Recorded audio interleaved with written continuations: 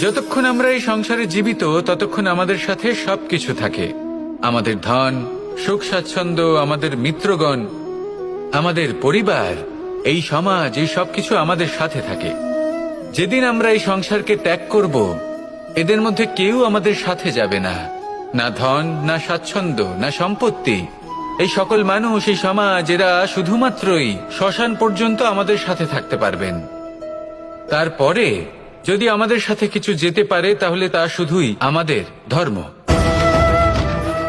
আর এই সংসারে আমরা নিজেদের যে সুনাম রেখে যাই সেটা সম্ভব শুধুমাত্র কর্মের দ্বারা। সেই জন্য সংসারে যতদিন পর্যন্ত জীবিত আছেন, যদি কিছু অর্জন করতে চান তাহলে ধর্ম অর্জন করুন, ধর্মের বিষয়ে স্পষ্টতা অর্জন করুন এবং কর্ম অর্জন করুন। এটাই হবে আপনার অতীত এবং এটাই হবে আপনার ভবিষ্যৎ, এবং এটাই সকলকে প্রেরণা। Download ShareChat.